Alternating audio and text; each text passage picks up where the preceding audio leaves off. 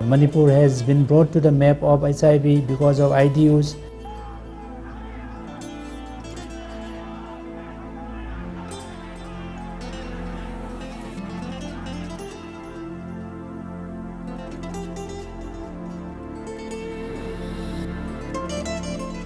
One is this insurgency problem, another is this drug problem.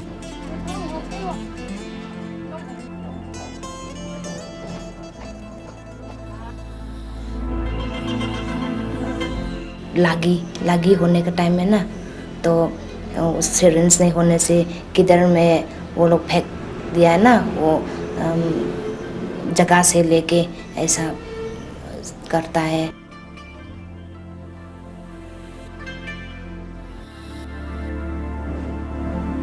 Ay wakandidi HIV positive oruna kunidi ngaroi habe wakannamdi isada tamme.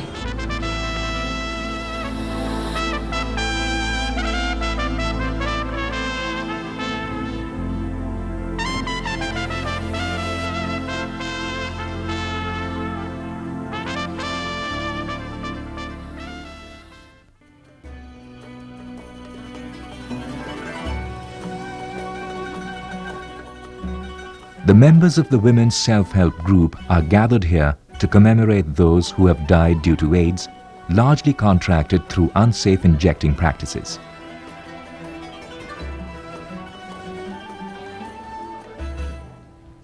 Many have suffered personal loss and much marginalization as widows. Most members have similar problems too, with inheritance being denied, ostracization, depression, and that of having to earn a livelihood. The self-help group, HOPE, facilitated by the Institute for Social Disease, is a forum to share their woes and to gather strength to face the world with courage. This is the household of Ipitombi Devi and her husband Brojendra Singh. He was an injecting drug user and diagnosed positive in 1994. Now, he's quite frail and time is soon running out on him. The only hopeful part is he still has his family and friends around him in this twilight hour.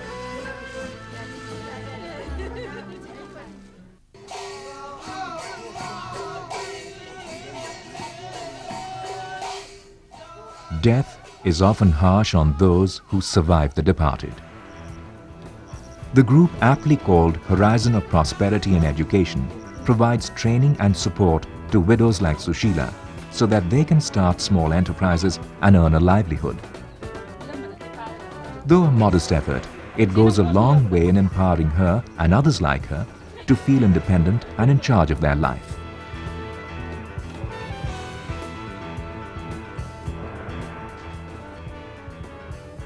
Today, the reality of empowerment is self-evident, yet the journey to this present-day strength has been long and arduous. In India, actually the epidemic is manifest in various ways. Overwhelmingly, it is a heterosexual driven epidemic because 85% of the infections are caused through the heterosexual route. But in Northeast, it is a little different, especially in the states like Manipur, Nagaland, Mizoram, etc. Bulk of the infections are being caused through the injecting drug use. First time when we got the first case in 89 December, within 1 month we got 50% infected. So that means 86 to 89, these were all 0%. And when the first case appeared in 89 December, within 1 month it was 50%. With a high incidence of injecting drug use and an alarming rate of seroprevalence among this group, it was a source of grave concern to individuals and NGOs who were in touch with the people and were already working in the field. The drug problem had reached a critical stage. It was a human disaster, which was no longer waiting to happen, but one which was already pushing the limit. In 1990, when the seroprevalence among the injecting drug users went to about 70%, according to the Manipur State government records, then ultimately it compelled us that we should do something for these young boys who are injecting drugs and who are highly infected with the HIV/AIDS. If our young people are affected by the drug and HIV/AIDS, they become weak. So in the long run, our productivities and building of the state may not be possible. Therefore, CHD started having a series of dialogue within ourselves, that what kind of response we need to take up in Manipur so far the drug use is concerned. Recovery rate was very low, 20 to 30%. That is also after 2 years, it again comes down to 20%. So 80% goes back to the drug again. This is the report at that time. So we think that we have to do something. Okay, for those 20%, it's not problem. But those 80% are still sharing needle and syringes, are still practicing unhealthy behaviors. So we thought that harm reduction strategy is the best to do that. Thus was born the first ever intervention in the Northeast in Manipur, based on the harm minimization philosophy. Harm reduction strategies encompass a wide spectrum of activities, with abstinence being the best possibility. The priority being the restriction of the flow of the HIV virus into the drug user. Needle and syringe exchange programs are recognized worldwide as a pragmatic and effective means of intervention, as also an important contact point for the passing on of information on the virus. Along with condom distribution, it forms an effective barrier to the spread of the virus among the drug user group as well as their sexual partners. The going was not easy. The community at large suffered from its own set of failings, which prompted them to marginalize, isolate, and ostracize drug users. Outreach workers were not trusted, as the community thought the distribution of needles and syringes would lead to an increase in drug taking. Pharmacies did not readily supply needles and even insisted on informing the underground groups if a drug user asked for a needle for a fix. Many IDUs were beaten up by community groups, their heads shaven and paraded in the bazaar, their photos printed in the local newspapers, harassed by police and paramilitary, and even killed by militant groups. Using an ink pump to inject was the only way out for many, and sharing of such crude and unhygienic modes was common. On the other hand, the NGOs themselves felt an urgent need for capacity building, as they lacked the skills required for effective intervention. The Swedish International Development Cooperation Agency, SIDA, realizing this need, stepped in with the basic training so that the zeal and will of the people grouped as NGOs could be consolidated and sharpened with workable tools. This was in 1992-93.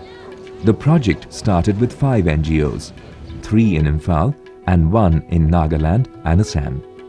The 3 NGOs working in Imphal stayed with the project.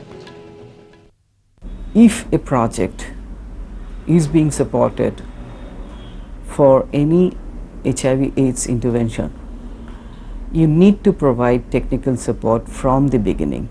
If we provide technical support, work with them, not with a pre-designed module, but a flexible understanding of developing module as and when required based on the situation, that helps a lot. At the initial stage, I myself recruited, but I didn't know anything about this disease. Okay, and then I got a lot of trainings from the SIDA people. SIDA sent many trainers from time to time, and then from that training sessions, I got a lot of skills, and now I'm conducting a lot of training.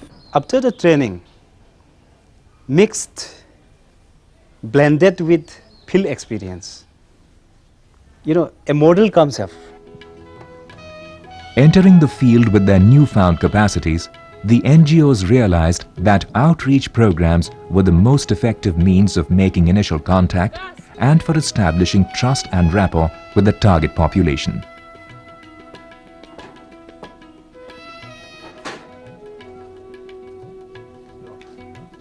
Concern and fellow feeling were accompanied with information on the virus and its spread, which soon became a catalyst for change in behavior.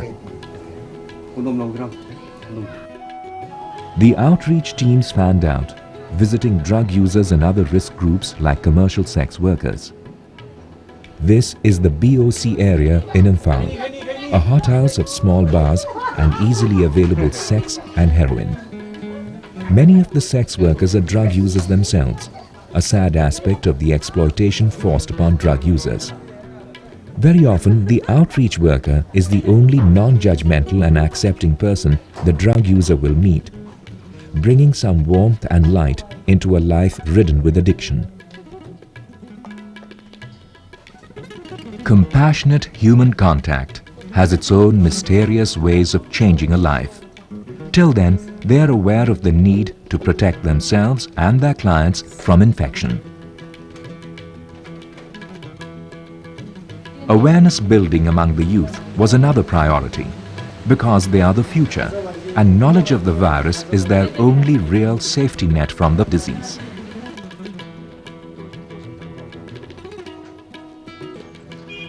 Pharmacists were sensitized to offer ready sale of needles and syringes, and in a concerted manner would explain the rationale behind this effort. Drug users were counseled, and this aspect of sharing their problems became a venue for offering them alternatives based on their needs. Behavior is the most difficult thing to change, yet the NGOs soldiered on, offering a relaxed and non-threatening atmosphere in their drop-in centers where the drug user could spend a few moments just being himself. Current drug users and ex-drug users were enlisted as peer educators, as they had easier access to the risk group. A glimpse into the culture in Manipur gives some pointers as to the reasons for the high incidence of drug use. Manipur is a land of an ancient, beautiful and martial race. Ruled by kings and converted to Hinduism in the 17th century, it had peace and unity.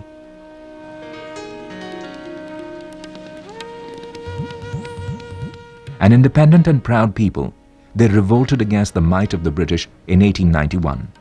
They joined the Indian Union in 1949. Today things have changed. The quiet has been shattered. Not a day goes by without killings being reported in the paper. Caught between the armed forces, which yield their own form of terror, and the underground, who have been reduced to mere extortionists, the general populace has been ground between the two.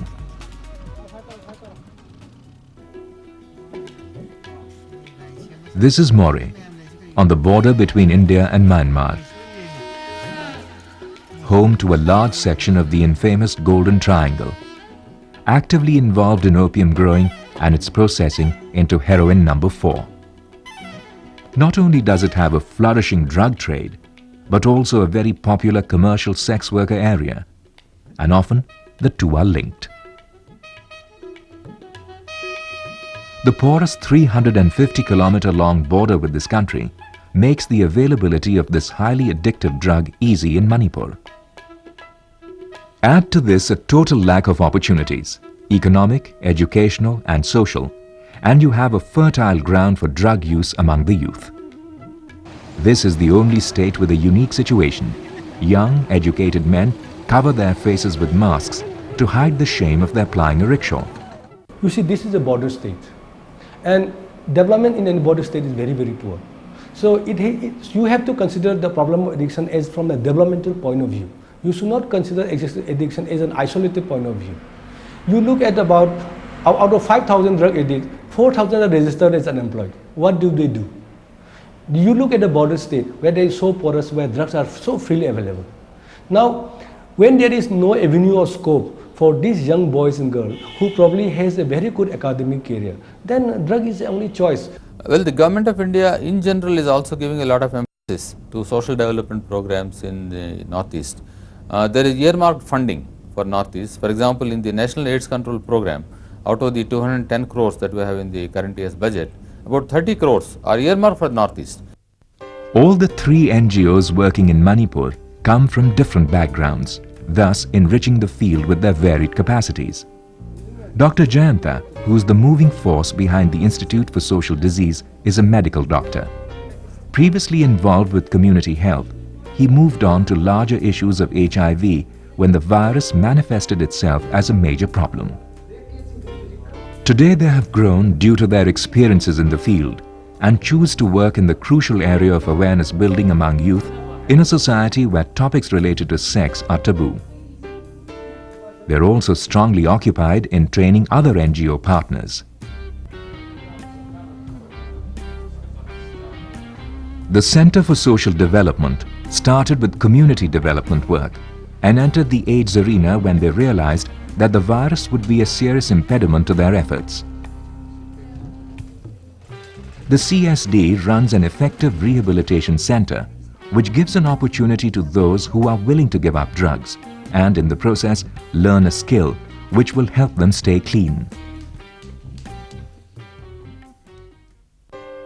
Realizing that alone they will not be able to fight the virus effectively, they are focusing on the building of a network of NGOs in the region so that the efforts are concerted and sustainable. The Lifeline Foundation is an assembly of ex-drug users who understand the pains of addiction and who came together to help other drug users with the simple objective of strengthening their own resolve to be drug-free. Today they bring their intimate understanding of drug-related issues and their compassionate nature to work with people who are living with AIDS.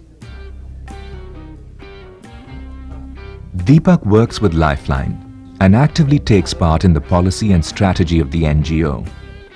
He is positive and is also involved as Secretary of the Manipur Network of Positive People, a self-help forum for provision of support and strength to those living with the virus. His family accepts his status unhesitatingly and offers him love and support.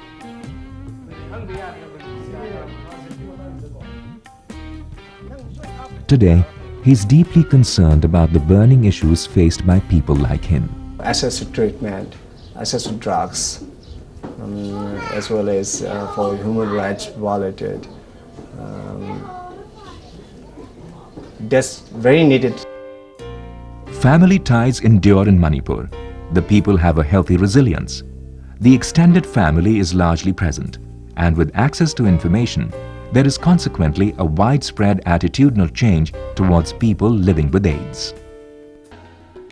Though the rate of seroprevalence is high, still the incidence of fresh infection, particularly in the IDU group, is on the wane. Largely due to the sustained efforts at building awareness. Given the opportunity, information and access, drug users seek safe practices on their own. From a time when needles and syringes were not easily available, awareness of the nature and the routes of spread of the virus was low, and when there was a general marginalization of the drug user, to today, when things are markedly different.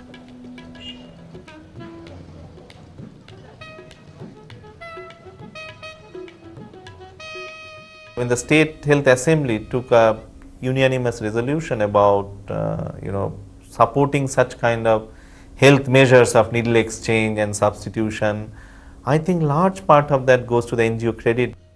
The NGOs have developed required skills of recording, monitoring and evaluation with the objective of sharing good learning with other committed groups. Working with the community, the NGOs have identified concerned citizens who are being capacitated to carry on the work. We have many people who are helping us, and I think it's good response from the community compared to 7 years back when we started our project. That the awareness has reached all sections of society is evidenced by the all-powerful Mothers Association, Mera Paibis, or Mothers with Flaming Torches, who are today aware of HIV issues and come out strongly in their support. HIV later me amabu akoina tati ta oina mabu tukachana amadi hangoina kadonga desu intopio javani. More and more people are coming forward for voluntary testing, accompanied by pre- and post-counseling, which is facilitated by these NGOs. It will go a long way in the effective management of the course of the disease. The NGOs are today gearing themselves to meet newer challenges as they emerge, like the shift to a cheaper and more corrosive pharmaceutical substitute for heroin like Spasmoproxivon, and the problems of widows and orphans. To have chosen committed partners who could absorb and pass on information leading to change, that is the miracle. The workers in the field are the real heroes, being there for the community when they were required. When they had a question, there was a listening ear. When they needed help, there was a willing hand. When they needed acceptance and a non-judgmental space, it was there for them. And when they needed support, the group was there. We have to accept we cannot change, but courage to change the things we can.